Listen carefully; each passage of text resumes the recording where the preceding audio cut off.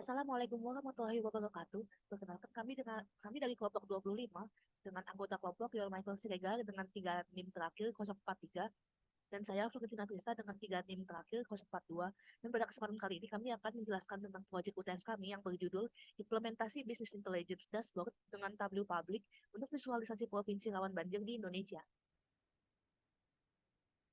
Selanjutnya berikut linknya yang kami ambil dan selanjutnya adalah latar belakang dan tujuan. Bencana banjir sering terjadi di Indonesia. BPNPB membutuhkan data terorganisir untuk mengambil keputusan penanganan bencana. Tujuan pengelompokan data bencana banjir di provinsi di Indonesia ini adalah mengidentifikasi provinsi-provinsi yang paling rentan terhadap banjir. Ini membantu BNPB dan pihak terkait dalam mitigasi dan persiapan bencana. Solusi terbaik adalah Business Intelligence atau BI seperti Tableau, yang memberikan visualisasi data dan panduan keputusan. Hasil penelitian menunjukkan Provinsi Jawa Tengah paling rentan dengan banyak banjir di Februari 2020, membantu penanganan bencana di sana. Selanjutnya ada atribut data yang kami pakai di dataset kami. Yang pertama ada nol atau nomor, selanjutnya ada kode identifikasi bencana, lalu ada ID kabupaten, lalu ada tanggal kejadian yang akan merecord kapan saja kejadian itu terjadi. Lalu di sini ada kejadian yang mencatat jenis-jenis kejadian bencana tersebut. Dalam kasus ini dia akan mencatat kejadian banjir. Lalu ada lokasi yang menunjukkan di kecamatan mana saja kejadian banjir itu terjadi. Lalu ada kabupaten, lalu ada provinsi, lalu selanjutnya ada kronologi dan dokumentasi untuk mencatat apakah data yang tersimpan itu merupakan kronologi atau dokumentasi. Selanjutnya ada penyebab yang menuliskan penyebab-penyebab dari terjadinya bencana tersebut. Lalu selanjutnya ada data numeral berupa jumlah korban meninggal, jumlah korban yang hilang, jumlah korban yang terluka, jumlah rumah yang rusak, rumah yang terpendam, dan fasum rusak.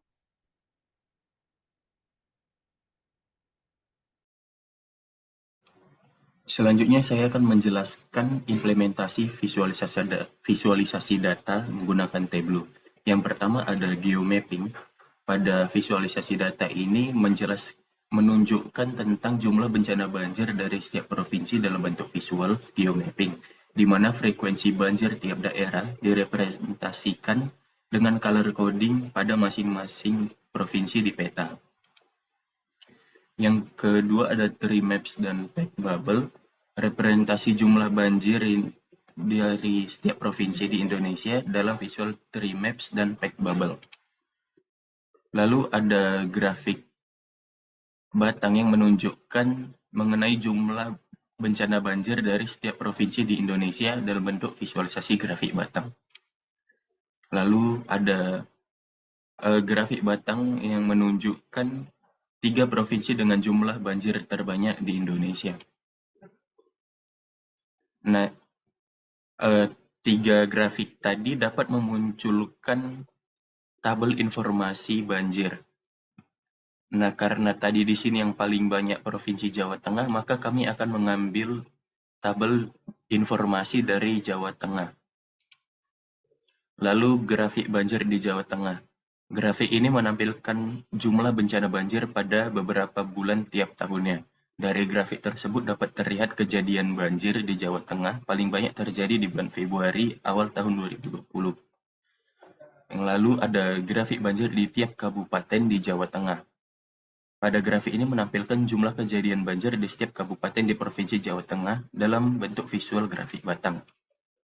Lalu ada grafik garis korban dan kerugian. Grafik ini menunjukkan perubahan jumlah korban dan kerugian akibat banjir tiap tahunnya di Provinsi Jawa Tengah. Lalu ada line grafik tren banjir di Indonesia. Grafik ini menampilkan tren banjir di Indonesia dari periode 2011 sampai 2021. Dapat terlihat bahwa setiap tahun terjadi bencana banjir di Indonesia dengan puncaknya di tahun 2021. Lalu ini ada grafik garis tren banjir di Jawa Tengah. Grafik ini menampilkan tren banjir di Jawa Tengah dari periode 2011 sampai 2021. Dari grafik ini dapat terlihat bahwa setiap tahun terjadi bencana banjir di Provinsi Jawa Tengah dengan puncak di tahun 2017 dan 2020. Mungkin segitu saja dari visualisasi data yang kami gunakan. Apabila ada kesalahan kata, saya ucapkan minta maaf. Terima kasih.